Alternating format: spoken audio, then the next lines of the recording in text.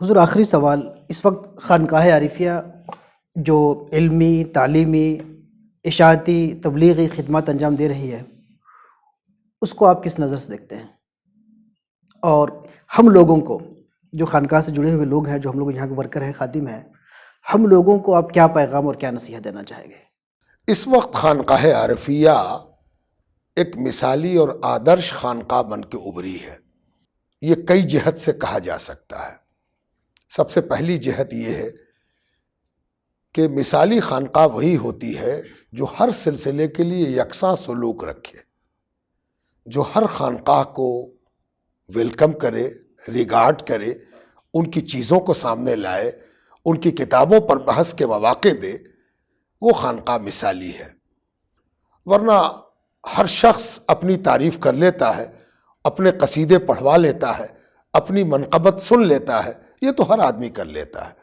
لیکن اگر کوئی شخص سب کے منقبت کو سننے اور پڑھنے کا موقع دیتا ہے تو وہ مثالی ہے۔ دوسری بات یہ کہ خانقاہیں دراصل ابتدا کا بھی نام ہے اور انتہا کا بھی نام ہے۔ ابتدا اس معنی کر کہ کوئی پہلے دن سے خانقاہ میں لگ جاتا ہے، اور کوئی علم کی تکمیل کر کے اہل اللہ کی تلاش میں خانقاہ آتا ہے، اس کے لیے خانقاہ انتہا ہے۔ تو عارفیہ نے علماء کو بڑی تعداد میں، فارغین کو، دانشوروں کو اپنی جانب مائل ہونے پر مجبور کیا ہے۔ یہ اس خانقاہ کی کامیابی ہے۔ یہاں صرف وہ لوگ حاضر نہیں آئے ہیں جو کرامت اور خرق عادت کے حوالے سے آ گئے ہوں اور کچھ دیکھ لیا ہو، نہیں، یہاں وہ بھی آئے ہیں جو اپنی دنیاوی تکلیف کے مداوے کے لیے امیدوار ہیں، یہاں وہ بھی آئے ہیں جو اپنی دانش کی تسکین کے لیے آئے ہیں۔ اس لیے یہ خانقاہ مثالی ہے، اور اس خانقاہ میں جس قسم کے آداب، اطوار، عاجزی، انکساری پائی جا رہی ہے، وہ خانقاہ کی بنیادی پہچان ہے۔ خود صاحب سجادہ جس طرح منکسر المزاجی اور تواضع سے پیش آتے ہیں، کسی قسم کا کوئی تکلف اور دکھاوا نہیں کرتے، یہ ان کی سب سے بڑی خوبی ہے۔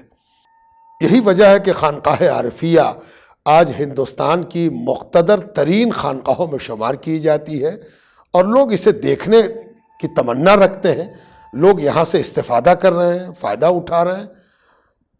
یہ خانقاہ اپنے تمام ان اجزائے ترکیبی کو زندہ کر رہی ہے جس کے بغیر ایک کامل خانقاہ کا تصور ممکن نہیں۔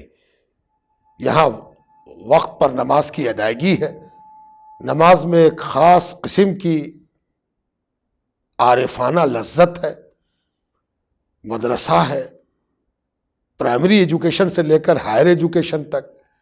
یہاں وہ کونسلنگ کی جا رہی ہے جس کے نتیجے میں اگر کوئی علمی دنیا میں آگے بڑھنا چاہے تو اس کے لیے کونسلنگ بھی ہے، مواقع بھی ہیں، ازہر تک جانے کا موقع ہے۔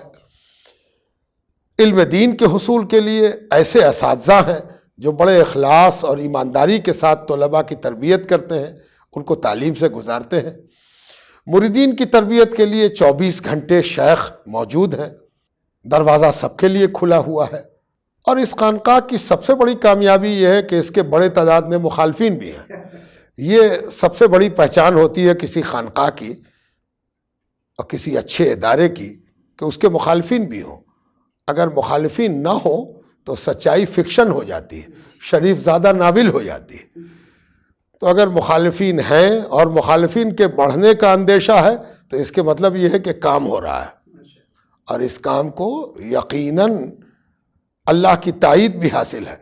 اس لیے کہ جس طرح نبی کے ساتھ عدو کا وعدہ ہے کہ نبی ہوں گے تو عدو انبیاء بھی ہوں گے، بغیر اس کے نبی نہیں ہو سکتے، تو کوئی ولی نہیں ہو سکتا ہے جب تک انبیاء کے عدو اس کی جانب اپنا قبلہ نہ درست کر لیں۔